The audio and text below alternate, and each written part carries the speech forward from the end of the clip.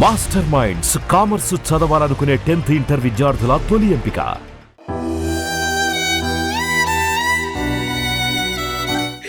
వాడు ఇంత టార్చర్ పెట్టాడు మక్కడి మక్క ఎంత షార్ప్ అని తెలుసు.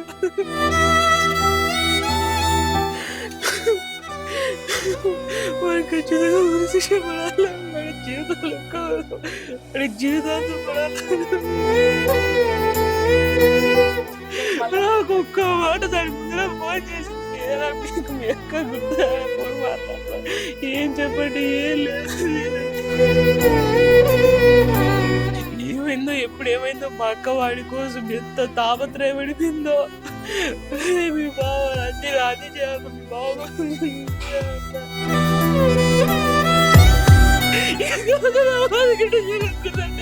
వాడికి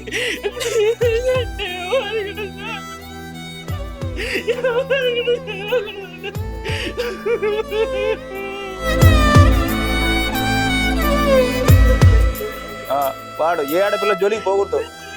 మా బాబు మా కోసం చేతో లేకుండా చేశాడు. వాడు వాళ్ళ దగ్గర దూరంగా ఉండాలి. వాడు జైల్లో మగ్గిపోవాలి. వాడు నువ్వంటే నాకు ఇష్టం లేదు, నువ్వు అట్లా మక్కము, నీది పాడమ్మకము, నీ మీద నాకు ఫీలింగ్స్ కలగడంలే, నువ్వు ఫోన్ చేయకు అని చెప్పింది అన్నాను సార్. వద్దంటే నువ్వు ఫోన్ చేయొద్దని చెప్పి చచ్చిపో, నువ్వు చచ్చిపోతావేమో చచ్చిపో, నువ్వు ఇంట్లో ఏమన్నా చెప్పుకో, నాకు సంబంధంలే, ఇట్ట బుగ్గగిలి నీ స్మైల్ బాగుంది అని చెప్పినాడు సార్. ఇప్పుడు ఆ స్మైలు బాగలేదంట, నా బిడ్డ బాగలేదంట, వానికి నచ్చలేదంట, నా బిడ్డ మీద వానికి ఫీలింగ్సే రాలేదంట సార్. ఈ పొద్దు వద్దని డాడీ అంటే ఆడ బాధపడతాడు అని చెప్పి చేసుకునే వరకు తెచ్చి హ్యాంగింగ్ చేసుకుంది సార్. నా బిడ్డ మాకు జరిగిన అన్యాయం ఎవరికి జరగదు, ఏ ఆడపాపకు జరగకూడదు. ఆ అబ్బాయి అట్లాంటి చీడపురుగు ఈ సమాజంలో ఉండకూడదు, ఇంకొక పాపకి ఇట్లాంటిది జరగకూడదు నాయన, అది మేము కోరుకుంటా ఉండేది. కడప పటేల్ రోడ్డులో అత్యంత దారుణ ఘటన చోటు చేసుకుందని చెప్పవచ్చు. ఎందుకంటే పెద్దలు ఎంతో సంతోషంగా ఒక వివాహానికి ఏర్పాట్లు చేశారు. ఈ క్రమంలోనే ప్రొద్దుటూరుకు చెందిన షాజహాను, అలాగే కడప పటేల్ రోడ్డుకు చెందిన రెహానా, వీళ్ళిద్దరికీ ఆగస్టులో పెళ్లి జరగబోతోంది. ఈ క్రమంలోనే షాజహాను రెహానాకు నువ్వు అందంగా లేవుండు అని చెప్పి వాట్సాప్లో చాటింగ్ చేయడము, ఆ అమ్మాయిని హరాజ్ చేయడంతో, ఆ అమ్మాయి మెసేజ్లు పెట్టడంతో మనస్తాపానికి చెందిన రెహానా ఆదివారము తన గదిలో ఉన్న విషయం వెలుగులోకి వచ్చింది. కుటుంబ సభ్యులు ఎంతో ఆవేదన వ్యక్తం చేశారు. ఎందుకంటే ఎంతో ఆనందంగా, ఎంతో ఈ పెళ్లి వేడుకలు జరగబోతాయని చెప్పి కుటుంబ సభ్యులు ఎంతో ఆనందంగా ఉండే ఈ క్రమంలో ఓ పక్క రెహానా కూడా ఎంతో సంతోషంగా ఉండే ఈ క్రమంలో ఆ అబ్బాయి ఈ విధంగా హరాజ్ చేయడం పట్ల ఆ అమ్మాయి కుటుంబ సభ్యులు ఎంతో ఆవేదనతో ఉన్నారు. ఒకసారి మనం రెహానా ఇంటి దగ్గర ఉన్నాము. వెళ్ళి అసలు ఏం జరిగిందని చెప్పి కుటుంబ సభ్యులను అడిగి మరింత సమాచారం తెలుసుకునే ప్రయత్నం చేద్దాం. వాడు ఖచ్చితంగా ఉరిశిక్ష పడాలి. వాడి జీవితంలో వాడి జీవితాంతం పడాలి. ఇంకా మా అక్కకి జరిగినట్టు ఎవరు జరగకూడదు. వాడు ఇంత టార్చర్ పెట్టాడు మక్కడి మక్క ఎంత షార్ప్ అని తెలుసు. ఎంఎస్సీ బయటకు వచ్చి యూనివర్సిటీలో టాప్ సెకండ్ మక్క అట్లాంటిది.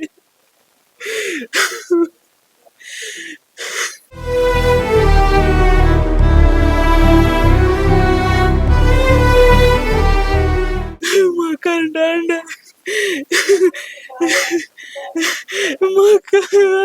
మాకు అంటాడు దిగడి, మా బావతో మంచోడు కాదని అంటాడు దిగడి, మళ్ళీ ఊరికి లేరా ఎందరో బాగానే చూసుకుంటూ ఆడరా అంటాడు దిగడి.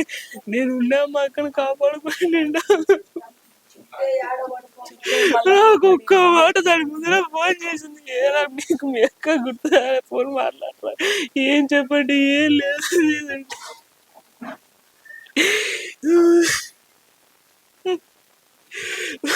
వాడు అంత టార్చర్ పెట్టాడంటే వాడు మాకు ఒక మాకు బ్రెయిన్ రాట్ చేసాడు. లేదండి చెప్తానండి, ఏమైనా ఏందో ఒక 1 month ఉండారండి బాగా ఒక రకంగా మాట్లాడుకుంటా. తర్వాత మాట్లాడుకుంటా అన్నారండి బాగానే. ఏమైందో ఎప్పుడు ఏమైందో మా అక్క వాడి కోసం ఎంత తాపత్రయపడిపోయిందో. మీ బావ అన్ని రాని చేయాలి, మీ బావ ఒక్కసారి నేను గుర్తు రాలేదు అప్పుడు నీకు. ఒక్కసారి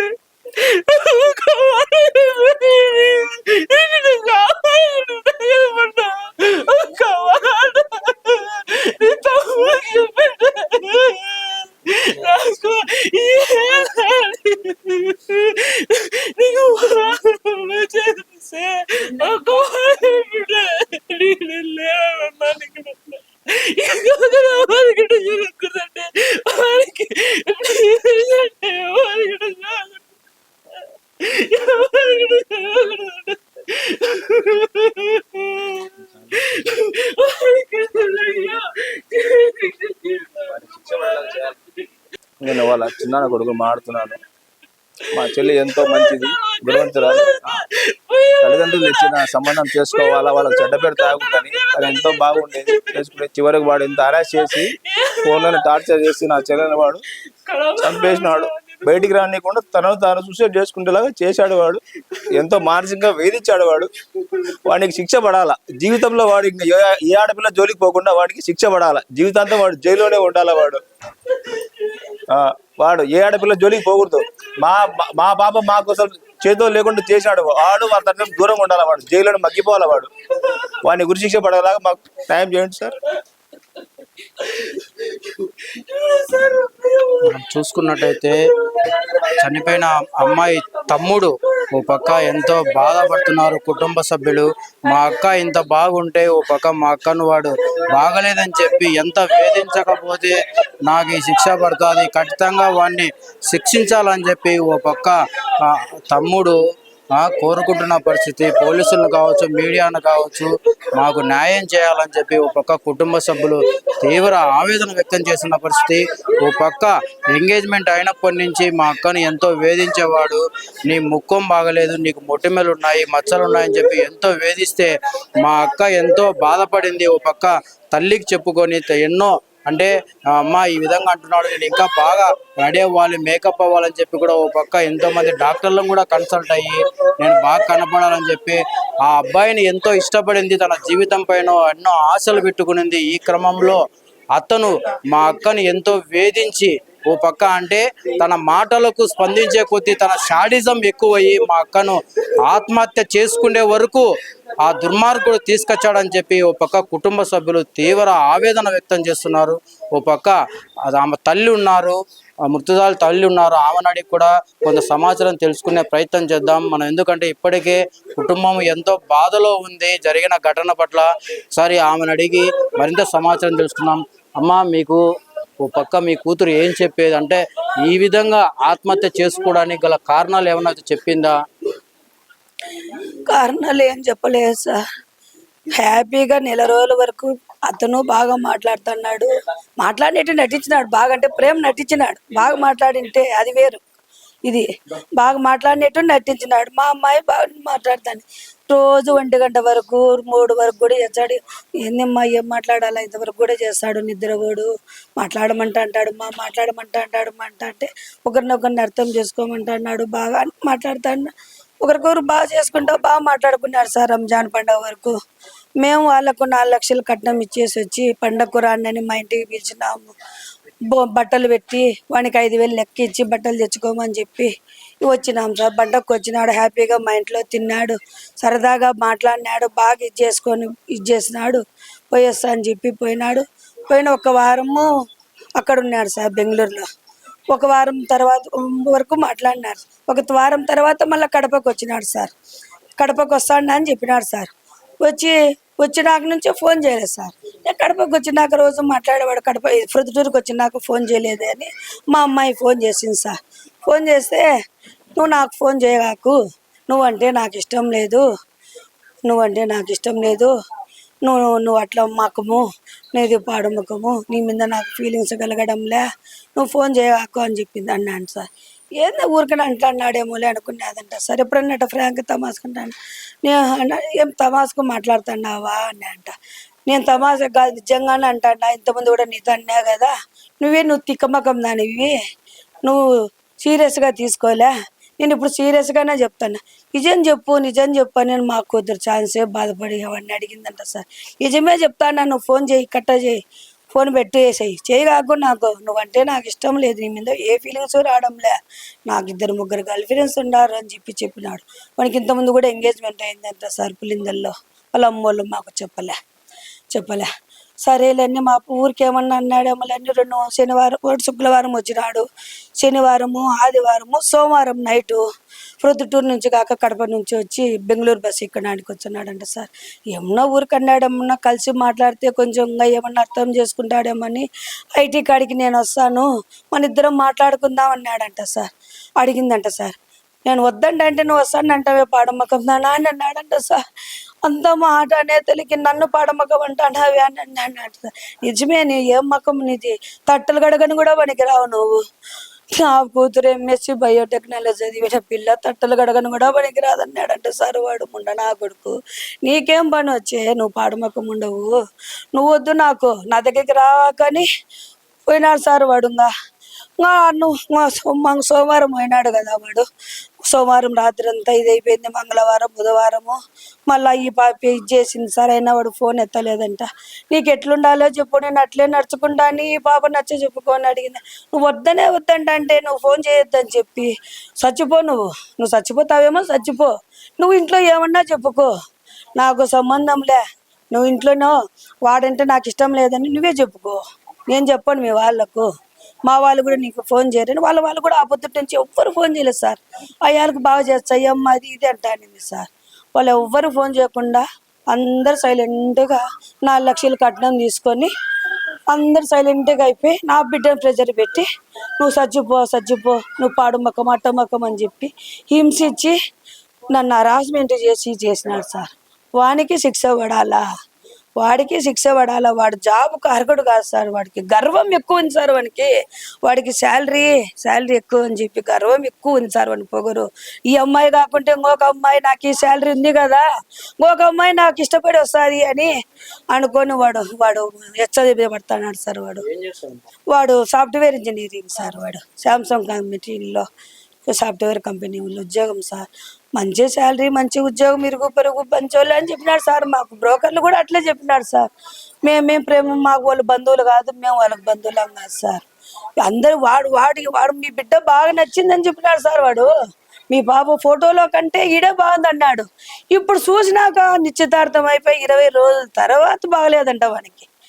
ఎంగేజ్మెంట్లు ఇట్ట ముద్దులు పెట్టి ఇట్ట బుగ్గగిలిన నేటి కూడా ఉన్నాయి సార్. ఇట్ట బుగ్గగిలి నీ స్మైల్ బాగుంది అని చెప్పినాడు సార్.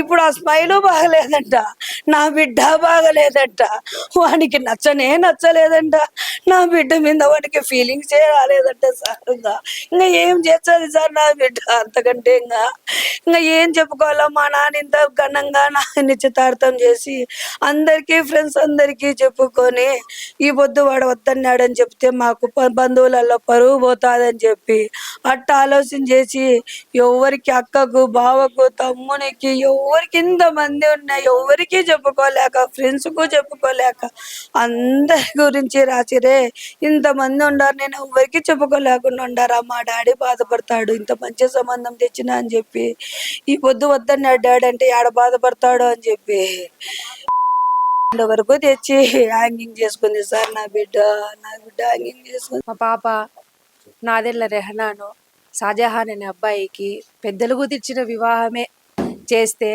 వాడు బాగా క్లోజ్గా మూవ్ అయ్యి ఫోన్లో మాట్లాడి పాపకు బతుకు మీద సంసారం మీద ఆశలు కల్పించి ఫ్యూచర్ని బాగా కలలుగనేలాగా చేసి అన్ని 20 రోజులు బాగా మాట్లాడి తర్వాత నువ్వంటే నాకు ఇష్టం లేదు, నాకు గర్ల్ ఫ్రెండ్స్ ఉన్నారు, నాకు అన్ని అలవాట్లు ఉన్నాయి, నువ్వే వద్దని చెప్పు, మీ ఇంట్లో నా తప్పు ఉండకూడదు, నువ్వే చెప్పి ఎటన్నా చచ్చిపో నువ్వు, నువ్వే చెప్పి ఈ పెళ్లిని ఆపియాలా అని మా పాప నారాజు చేసి చేసి చేసి మా పాప ఎంతో ఆనందంగా మంచి సంబంధం వచ్చింది, నా నా సంసారం బాగుండాలా అని అన్ని కలలు మేడలు కట్టుకునే పాప తల్లిదండ్రులు మంచి సంబంధం తెచ్చినారు అని బాగా హ్యాపీగా ఉన్నాడు మా డాడీ అని అని వాళ్ళని చూసింది 20 రోజులు. మా డాడీకి ఎట్లా చెప్పుకోవాలా, నా నిశ్చితార్థం ఆగిపోతే నన్నేమనుకుంటారో, మా డాడీ పరువు పోతుంది, మా డాడీని బాధ పెట్టలేక ఆ పాప ఇంట్లో చెప్పుకోలేక ఇట్లా వీనితో వేగలేక మా పాప చచ్చిపోయిందైనా ఇప్పుడు ఎవరిది చేశారు. మాకు జరిగిన అన్యాయం ఎవరికి జరగదు, ఏ ఆడపాపకు జరగకూడదు. ఆ అబ్బాయి అట్లాంటి చీడపురుగు ఈ సమాజంలో ఉండకూడదు, ఇంకొక పాపకి ఇట్లాంటిది జరగకూడదు నాయన, అది మేము కోరుకుంటాండేది. వాడు ఏదన్నా శిక్ష పడితే మాకేం రాదు, మా పాప మాకేం రాదు, కానీ నా బిడ్డకు జరిగినట్టు ఇంకొక ఆడపాపకు జరగకూడదని దయచేసి అందరికీ ఈ సమాజంలో ఉన్న ప్రతి ఒక్కరికి ఆడపిల్లల్ని టరాజ్ చేయకూడదని నేను మనస్ఫూర్తిగా కోరుకుంటున్నాను. 2 వీక్స్కి ఒకసారి బెంగళూరు నుంచి ఇక్కడ వాళ్ళ సొంతూరికే వస్తూ ఉంటాడంట. వచ్చిన తర్వాత వీడియో కాల్లో ఆ పాప మామూలుగా అంతకుముందు నార్మల్ కాల్స్లో మాట్లాడేవాడు, మీ ముందు ఇప్పుడు నుంచి వీడియో కాల్ మాట్లాడేవాడంట. వీడియో కాల్ మాట్లాడుతూ ఉండింటే ఇప్పుడు చాలా రోజులు మాట్లాడుతూనే ఉన్నారు. కానీ మళ్ళీ ఒకరోజు వీడికి ప్రొద్దుటూరుకి వచ్చిన తర్వాత వీడియో కాల్ మాట్లాడుతూ నింటే ఈ పాప వచ్చి ఐ లవ్ యూ అని ఆ అబ్బాయికి చెప్పి నింటే నువ్వు నాకు ఇష్టం లేదు అని ముఖాన్ని చెప్పినాడంట. ఆ పాప ఏం ప్రాంక్ చేస్తున్నావా అంటే అబ్బాయి అన్నీ చెప్పేది జస్ట్ ప్రాంక్ జస్ట్ కిడింగ్ అనేవాడంట. అది కూడా ఇట్లనే అన్నాడేమోలే అని అనుకుని నిన్నింది. లేదు నేను సీరియస్గా చెప్తున్నా, నీ ముఖం నాకు చూడబుద్ధి కావడంలా, నీతో మాట్లాడబుద్ధి కావడం లేదు, నీతో మాట్లాడాలంటే నాకు ఎక్సైట్మెంట్ రావడం లేదు, నాకు నువ్వు బోర్ అయిపోయినావు అన్నట్లు మాట్లాడినాడు. వాడు టైం పాస్ చేసినాడు ఎమ్మితో. అది పాపకు అర్థం కాలే. అమ్మ నాయన తర్వాత అంతా భర్తే అని అనుకునింది, లైఫ్ లాంగ్ వానితోనే బతకాలా అని అనుకుని నిండింది. అన్ని ఆశలు అన్ని మాటలు చెప్పినాడు వాడు, మాతో కూడా ఇట్లా అని చెప్పి నిన్నాడు. అయిన తర్వాత ఆ పాప వారం నుంచి 10 రోజుల నుంచి మాట్లాడడం లేదంట. ఒక వారం రోజు వాళ్ళ అమ్మ వాళ్ళ అక్క వాళ్ళ చెల్లెలు, వీడే పెద్దోడు, వాళ్ళ చెల్లెలు ఫోన్ చేసి, వదినా నువ్వు ఇది నేర్చుకో వదినా, మా అన్నకి ఇది ఇష్టము, మా అన్నకి ఇట్లా వేసుకుంటే ఇష్టము, అట్లా వేసుకుంటే ఇష్టము, మా అన్నకి ఈ కూర అంటే ఇష్టము, ఇట్లా నేర్చుకో అట్లా నేర్చుకో అని చెప్పేవాళ్ళు. మేము వాళ్ళ ఇంటికి వెళ్ళి నిన్నాము, నేను నా తమ్ముడు ఒకసారి పోయేసాము, ఏదో పని ఉండి ప్రొద్దుటూరు పోయి నింటే చూసొద్దాము, ఒకసారి పలకరించొద్దాము అని పోయి నిన్నాము. పోయిన తర్వాత వాళ్ళ కొడుకు గురించి కొంచెం నెగిటివ్గా చెప్పినాడు. అంటే నా కొడుకు నా మాట విన్నాడు, వాడికి నచ్చిందే చేస్తూ ఉంటాడు, వాడు కొంచెం అదొక టైపు మనిషి అని నింటే మేమంతగా అనుకోలే. ఎందుకంటే మామూలుగా నాన్నోళ్ళ కొడుకుల మీద కొంచెం నార్మల్గానే అట్లా ఉంటారు కదా, అంటే డాటర్స్ మీద ఉన్నంత ఉండదు కదా అట్లా అనుకున్నాం తప్ప, వాళ్ళ నాన్నకు వాళ్ళ అమ్మకు తెలుసు, సూసైడ్ నోట్లో కూడా రాసింది. వాళ్ళ నమ్మకు వాళ్ళ నాయనకు తెలుసంట వీడికి పెళ్ళంటే ఇట్లా ఇష్టం లేదు, వాళ్ళ కొలీగ్స్ అందరూ పెళ్లి చేసుకొని వాళ్ళ పిల్లలందరూ టార్చర్ చేస్తున్నారు, నువ్వు కూడా రేపు నన్ను పెళ్లి చేసుకొని టార్చర్ చేస్తావు అని అనుకుంటున్నాను. వాడు చేయందే పెట్టండి మీ సంసారానికి రాందే వాడు ఎట్ట చెప్తాడు, టార్చర్ చేస్తావు అని అనుకుంటున్నాను, నువ్వు అట్లాంటి దానివే కదా అని అన్నాడు. నేనెందుకు అట్లాంటి దాన్ని, నేను బాగా చూసుకుంటా, రోజు మాట్లాడతాను. ఈ పాప అడిగేదంట, అబ్బాయి అడగకపోయినా తిన్నావా, ఏం తిన్నావు, ఏం చేస్తున్నావు, ఆఫీస్కి వెళ్ళినావా అంటే చెప్పేవాడట. అంతా బాగానే ఉంది.